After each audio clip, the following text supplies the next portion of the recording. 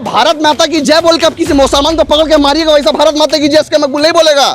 भारत माता की जय कोई बच्चा को मंदिर से जाके केला खा लेगा उसको जाकर मार दीजिएगा, वैसा भारत माता की जय नहीं चाहिए। भारत माता की जय बोल के गली गली में ट्रेन में लोग मार दे रहे, भारत माता की जय बोल के लोगों नफरत फैला रहे, भारत माता की जय बोल के हिंदू मुसलमान डिवाइड कर रहे, भारत माता की जय बोल के आप देश को बर्बाद कर रहे हैं। बोलिए कि भारत माता की जय नहीं बोलिएगा, नहीं बोलेगा भारत माता की जय, क्या कहिएगा आप?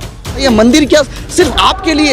एक वो इसरार, अगर मोहम्मद इसरार आपका केला चोरी, मान ले चोरी किया, हम मान ले कि वो चोरी किया, लेकिन आप उसको मार दोगे मेरे भाई, आप मार दोगे यार एक केला के लिए। यही तुम्हारा धर्म है, यही तुम्हारा गणेश भगवान यही सिखाया है, तुम्हारे गीता में ये है, वेद में ये है, महाभारत में ये है, रामायण में ये है, तुमने उसको मार दिया। वो देश का प्रधानमंत्री खुद ये कह सकते हैं कि दंगाइयों को कपड़ा से पहचाना जा सकता है। तो मैं मोदी से कहना चाहता हूँ, जब मुसलमानों को लिंचिंग हुआ, जब दिल्ली में जो इसरार को मारा गया, तो उसका कपड़ा से आपको नहीं पहचाना जा सका। जब दिल्ली में दंगा हुआ तब आपको उसका कपड़ा नहीं दिखा, जब मुजफ्फरनगर में दंगा तब आपको नहीं दिखता, गुजरात में जब दंगा तब आपको कपड़ों से नजर नहीं आता है, सिर्फ जब एनआरसी का टाइम जब कुछ होता है तब आपको कपड़ों से। जब देश का प्रधानमंत्री जो प्रधानमंत्री लोगों का खून को ऊपर, लाशों को ऊपर प्रधानमंत्री बने, उससे आप क्या उम्मीद कर सकते हैं? मैं तो कहना चाहता हूं कि देश का गद्दार, देशद्रोही सबसे बड़ा कोई है आरएसएस, वीएचपी, बजरंग दल और भारतीय जनता पार्टी। प्रधानमंत्री जैसे आपने बोला गांधी जी को नमन करते, वही प्रधानमंत्री जो साध्वी प्रज्ञा गांधी जी का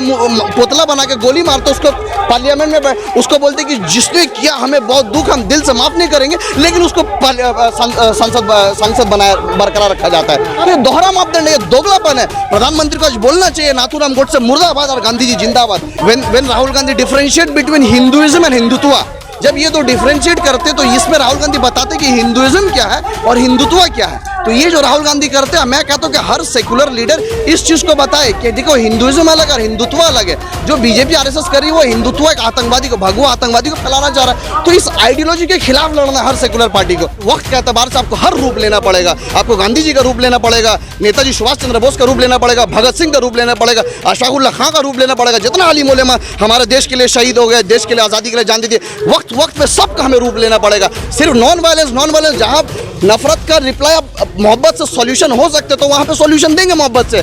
जहाँ पे देखेंगे मोहब्बत इनको हजम नहीं हो रहा तो फिर जैसा समझेंगे उस तरीके से समझाएंगे इन लोग। देशवासियों को गांधी जयंती मुबारक।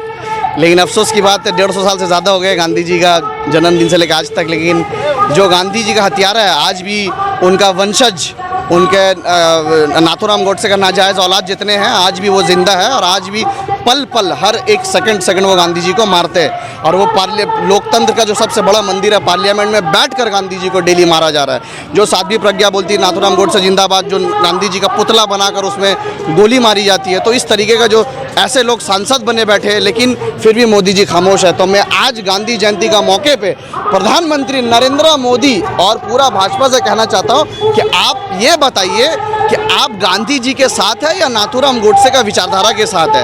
आज बताइए, आज यहाँ पे कलकत्ता का धर्मतल्ला गांधी मूर्ति का सामने बगल में भाजपा का प्रोग्राम चल रहा है, लेकिन इतना बेगैरत सरकार है ये भाजपा, ये मन से कह रही है कि तृणमूल भ्रष्टाचार है, तृणमूल ऐसा है, तृणमूल वैसा। उनको जाके बोलिए ज़रा सा थोड़ा सा बोलिए कि ये बात बोल देने कि नाथूराम गोडसे मुर्दाबाद, एक बार बोलने बोलिए, वो नहीं बोल पाएंगे, मेरा चैलेंज है नहीं बोल पाएंगे।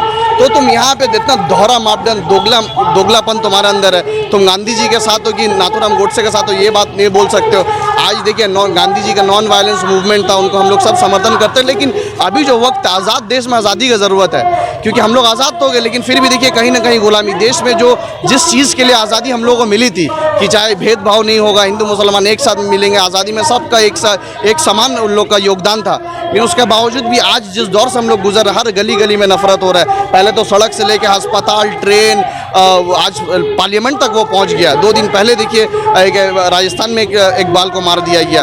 तो ये जो जिस तरीके से ये नफरत चल रही है इसके लिए हम लोग को लड़ना है। लेकिन हमेशा आप ये बोलिए कि मोहब्बत नफरत का रिप्लाई हम लोग मोहब्बत से देंगे, ऐसा नहीं होता। अगर इतना ही मोहब्बत होता तो फिर भगत सिंह भी ना बनते, नेताजी सुभाष चंद्र बोस भी बनते। तो वक्त के एतबार से हालात के मुताबिक जहाँ आपको मोहब्बत का ज़रूरत है वहाँ मोहब्बत का पैगाम लेकर जाइए, और जिस जगह में आपको लगता है कि भगत सिंह जैसा रिप्लाई देना चाहिए उस तरीके का वैसा रिप्लाई देना चाहिए, और जहाँ लगता है आपको कि नेताजी सुभाष चंद्र बोस बनना चाहिए वहाँ नेताजी सुभाष चंद्र बोस बनने की ज़रूरत है।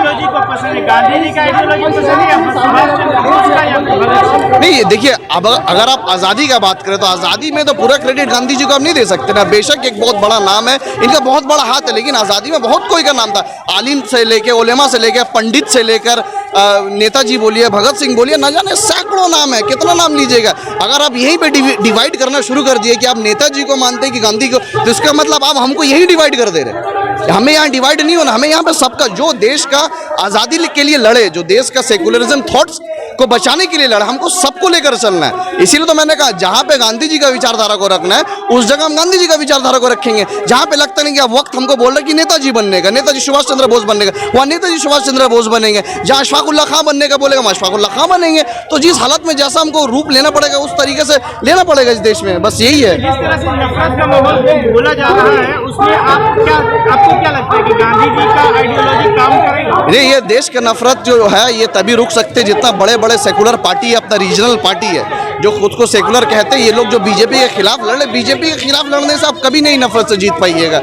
आपको राहुल गांधी जी की तरह आइडियोलॉजी पे अटैक करना है, इनके जो विचारधारा के खिलाफ लड़ना है। जिस तरीके से राहुल गांधी जी आरएसएस के खिलाफ, हिंदुत्व आतंकवादी के खिलाफ जिस तरीके से बयान देते, जिस तरीके से हिंदुत्व आतंकवादी को एक्सपोज करते, कि जब Rahul Gandhi ji when Rahul Gandhi differentiate between Hinduism and Hindutva, जब ये दो डिफरेंशिएट करते तो इसमें राहुल गांधी बताते कि हिंदुइज्म क्या है और हिंदुत्व क्या है। तो ये जो राहुल गांधी करते हैं, मैं कहता हूँ कि हर सेकुलर लीडर इस चीज़ को बताए कि देखो हिंदुइज्म अलग और हिंदुत्व अलग है। जो बीजेपी आरएसएस कर रही है वो हिंदुत्व एक आतंकवादी को, भगवा आतंकवादी को फैलाना चाह रहा है। तो इस आइडियोलॉजी के खिलाफ लड़ना है हर सेकुलर पार्टी को। अगर आप बीजेपी का नीति पे अटैक कीजिएगा, बीजेपी कल नीति चेंज कर देगा। बीजेपी, आप बोलिएगा बीजेपी 2 करोड़ नौकरी नहीं दिया, कल बीजेपी 1 करोड़ नौकरी दे देगा। आप बोलिएगा बीजेपी 200 रुपये पेट्रोल कर दिया, कल 100 रुपया कर देगा। लेकिन उस सब नफरत से नहीं जीत पाइएगा। अगर आपको नफरत से जीतना है तो उसको आइडियोलॉजी पे अटैक करना है, उसको आइडियोलॉजी पे आपको गिराना है, तभी आप नफरत से जीत पाइएगा। आइडियोलॉजी में गांधी जी को मानना नहीं है एकदम बीजेपी का आइडियोलॉजी। लेकिन आज प्रधानमंत्री ने नमन किया है गांधी जी के मूर्ति के सामने। अरे प्रधानमंत्री उसको भी नमन कर, प्रधानमंत्री जैसे आपने बोला गांधी जी को नमन करते, वही प्रधानमंत्री जब साध्वी प्रज्ञा गांधी जी का पुतला बना के गोली मारते, उसको पार्लियामेंट में उसको बोलते कि जिसने किया हमें बहुत दुख, हम दिल से माफ नहीं करेंगे, लेकिन उसको संसद बनाया बरकरार रखा जाता है। अरे दोहरा मापदंड है, दोगलापन है। प्रधानमंत्री को आज बोलना चाहिए नाथूराम गोडसे मुर्दाबाद और गांधी जी जिंदाबाद। अगर प्रधानमंत्री सच में 56 इंच का सीना है, प्रधानमंत्री का जो बोलते हैं कि 56 इंच का सीना है, लाल आके, पीला आके, ब्लू आके, तो प्रधानमंत्री बोल दे कि नाथूराम गोडसे मुर्दाबाद। देखिए ना भाजपा यहाँ पे कह रही है, बड़ा बड़ा लेक्चर दे रही है बगल में। बोलिए जाके, आप एक बार पूछे कि बोलिए नाथूराम गोडसे मुर्दाबाद, बोलिए। अब यहाँ पे गांधी जयंती का दिन, जहाँ पे मुबारकबाद देने का दिन है, जहाँ पे इतना जो फादर ऑफ द नेशन है, जिसका जो गांधी जयंती सेलिब्रेट करने का दिन है, वहाँ भी बोले तृणमूल भ्रष्टाचार, तृणमूल ऐसा किया, तृणमूल ऐसा किया। इसका मतलब ये भाजपा और आरएसएस जितना भगवत चड्डी है, इन लोगों को जो है, इन लोगों को हमेशा हर जगह राजनीति करना है। इन लोगों को हर जगह राजनीति करना है और नफरत का राजनीति करना है। इनको, इनका जुबान में मोहब्बत ही नहीं है। एक सांसद में बैठकर ये कह रहा है कि मुल्ले कटवे न जाने क्या क्या बात, तो उनसे क्या मोहब्बत आप एक्सपेक्ट करते हैं? दानिशाही ने भी तो प्रोवोक किया था। क्या प्रोवोक किया था? दानिशाही ने क्या उनका माँ बहन को गाली दिया था? क्या प्रोवोक किया था बताइए? आपको पता है जब बहस होता है तो एक क्रॉस अटैक हमेशा होता है, लेकिन आपको अपना जुबान पे, आपका अल्फाज में आपको कायम रहना चाहिए कि आप 10 लाख 12 लाख जनता का चुने हुआ सांसद है, आप कुछ भी बोल दीजिएगा। आज सुनिए कपिल मिश्रा, भारत माता की जय कहते हैं लोग, तो आप रोकते क्यों हैं? तो दानिश को इस तरह का शब्दों को सुनना होगा संसद में। अरे भारत माता की जय बोल के आप किसी मुसलमान को पकड़ के मारिएगा, वैसा भारत माता की जय इसके मकबूल नहीं बोलेगा। भारत माता की जय कोई बच्चा को मंदिर से जाके केला खा लेगा, उसको जाकर मार दीजिएगा, वैसा भारत माता की जय नहीं चाहिए। भारत माता की जय बोल के गली गली में, ट्रेन में लोग मार दे रहे, भारत माता की जय बोल के लोगों नफरत फैला रहे, भारत माता की जय बोल के हिंदू मुसलमान डिवाइड कर रहे, भारत माता की जय बोल के आप देश को बर्बाद कर रहे हैं। बोलिए कि भारत माता की जय नहीं बोलिएगा, नहीं बोलेंगे भारत माता की जय, क्या कीजिएगा आप? क्या कीजिएगा बताइए? नहीं बोलेंगे भारत माता की जय, हिंदुस्तान जिंदाबाद बोलेंगे। अब तक नोबेल जय हिंद बोलेंगे। अब तक नोबेल पीस प्राइज नहीं मिला है गांधी को। अरे देखिए गांधी जी, कुछ चीज जो होता है ना, एक इंग्लिश में कहावत है, action speaks louder than word. तो गांधी जी को नोबेल प्राइज मिले या कुछ नया भी मिले, लेकिन गांधी जी का आज़ादी के लिए जो योगदान है ना, वो नरेंद्र मोदी और नरेंद्र मोदी का 10 जो जन्म जो है ना, जो गुजर गया, 10 पीढ़ी जो गुजर गया, आने वाला जो इनका 100 पीढ़ी भी आएंगे ना, तो भी वो योगदान को कभी खत्म नहीं कर पाएंगे। आप किताब से हटा दीजिएगा मुगल का चैप्टर, किताब से गांधी जी को हटा दीजिएगा, लोगों का दिल और दिमाग से नहीं हटा पाइएगा आप। गांधी जी और जो देश का जो भी आज़ादी के लिए लड़ा, सिर्फ गांधी जी को मैं क्रेडिट नहीं देता हूँ, मैं सिर्फ गांधी जी के, हाँ भले भले बड़े नाम थे, लेकिन वक्त के एतबार से आपको हर रूप लेना पड़ेगा। आपको गांधी जी का रूप लेना पड़ेगा, नेताजी सुभाष चंद्र बोस का रूप लेना पड़ेगा, भगत सिंह का रूप लेना पड़ेगा, अशफाकुल्लाह खां का रूप लेना पड़ेगा। जितना आलिम उलेमा हमारे देश के लिए शहीद हो गए, देश के लिए आज़ादी के लिए जान दी थी, वक्त वक्त में सबका हमें रूप लेना पड़ेगा। सिर्फ नॉन वायलेंस जहाँ नफरत का रिप्लाई मोहब्बत से सॉल्यूशन हो सकते तो वहाँ पे सॉल्यूशन देंगे मोहब्बत से। और जहाँ पे देखेंगे मोहब्बत इनको हजम नहीं हो रहा तो फिर जैसा समझेंगे उस तरीके से समझाएंगे इन लोगों को। असली आज़ादी 2014 में मिली थी, कंगना रनावत ने कहा था। अरे 2014 का बाद तो आप भी पैदा हुए, हम सब 2014 के बाद पैदा हुए, हम तो हवा में खड़े हो गए रहे। अभी नीचे मिट्टी थोड़ी है, हम हवा में उड़ ले। अब आसमान नीचे आ गया, जमीन ऊपर से ले गया। जो फ्लाइट है वो 2014 के बाद बना है, ट्रेन 2014 के बाद बना है, हम खाने चावल 2014 के बाद बना है, सब तो 2014 के बाद बना है। तो 2014 के बाद आज़ादी हुआ, 2014 के बाद मोदी जी प्रधानमंत्री, मतलब उसी दिन मोदी जी पैदा हुआ और उसी दिन प्रधानमंत्री बन गए। तो 2014 के बाद जादू हो गया, जादू। ऐसा तो जादू हो गया कि बागेश्वर धाम पैदा हो गया, पर्ची लिख रहा। एक तो बाबा बोलता ओम शिव बैलेंस बैलेंस बोल के 1.5 इंच आपका बढ़ जाएगा। तो यही चल रहा है देश में, यही चल रहा है। देश का कोई मतलब नीति नहीं है कि देश को कैसे आगे बढ़ा। आज बताइए, दुनिया में सबसे ज़्यादा युवा वाला देश हमारा हिंदुस्तान है।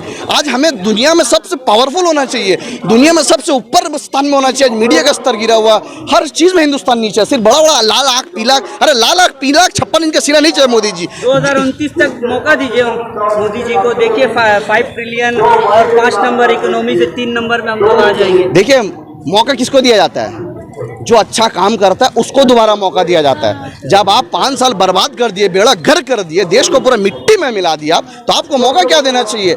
मतलब मैं कैमरा का सामने नहीं कह रहा हूँ, नहीं तो मोदी जी को किस तरीके से विदाई देना चाहिए ना, तो वो आपको बताते हैं। मोदी जी, मैं कह रहा हूँ, देखिए मैं लोग जनता से कह रहा हूँ, और खास करके हिंदू से नहीं कह रहा हूँ मैं, ना मुसलमान से कह रहा हूँ, आतंकवादी से कह रहा हूँ मैं, कि भाई एक बात याद रखो, ये सरकारें हैं ना, ये सरकार आज है 5 साल, 10 साल, 15 साल, 20 साल, 25 साल, 50 साल ये सरकार आएंगे और जाएंगे, लेकिन हमारा हिंदुस्तान था, हिंदुस्तान है, हिंदुस्तान हमेशा रहेगा। हिंदुस्तान का ये जो भाईचारा है, हिंदुस्तान का जो अनेकता में एकता है, इसको बरकरार रखो।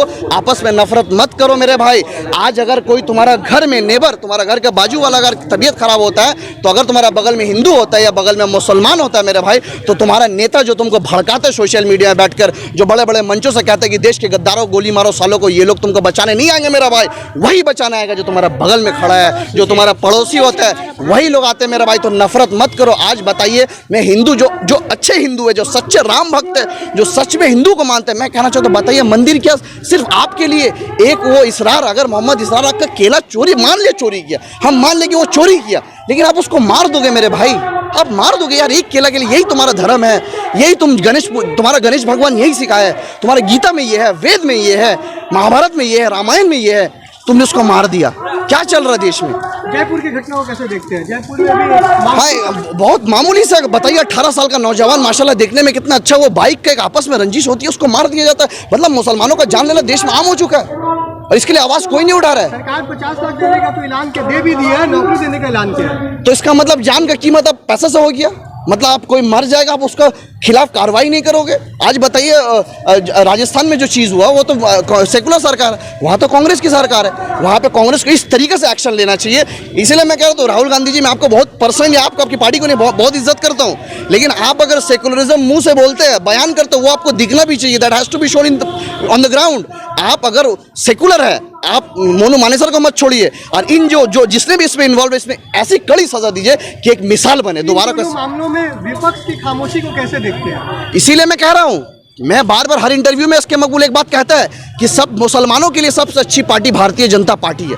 क्यों? क्योंकि भारतीय जनता पार्टी आने के बाद मुसलमानों को उसका औकात दिखाया कि ये है तुम्हारी असली औकात, तुम कुछ नहीं कर सकते, और 70 साल से आपको दबाएगी हर सरकार। कोई भी सरकारें नहीं चाहती है भाई मुसलमान का लीडरशिप पैदा हो, मुसलमान लीडर बनिए, कोई सरकार नहीं चाहती मेरा भाई। और इसलिए मैं कहता हूँ कि जितने सेकुलर सरकार है, ये लोग जो बीजेपी से लड़ रहा है, ये जो नीति है, जैसे कि राहुल, मैं उनका नाम याद नहीं आ रही है, कोई एक बहुत अच्छे नेता है, उन्होंने कहा कि विचारधारा पे लड़ो, और इस बात से मैं पूरा सहमत हूँ कि आपको बीजेपी को हराना है तो बीजेपी को हरा के कुछ नफरत खत्म नहीं होगा। तो इसीलिए कह रहा हूँ कि सेकुलर सरकार जो लड़ रही है, आप इनकी विचारधाराओं पे अटैक करो। इनकी नफरत की जो विचारधारा है, जो नाथूराम गोडसे, हिजड़ा सावरकर को जो विचारधारा है, आप इनको अटैक करो, इनको खत्म करो, आप तभी देश का ये नफरत खत्म होगा, नहीं तो बीजेपी को हराने से कुछ नहीं होगा। जर्नलिस्ट आरफा खानम ने कहा है कि नफरत की जो सरदार है वो मोदी सरकार है। एकदम नफरत का सरदार मतलब सरदार से बढ़ के कुछ होता है। अरे जो देश का प्रधानमंत्री खुद ये कह सकते हैं कि दंगाइयों को कपड़ा से पहचाना जा सकता है, तो मैं मोदी से कहना चाहता हूँ, जब मुसलमानों को लिंचिंग हुआ,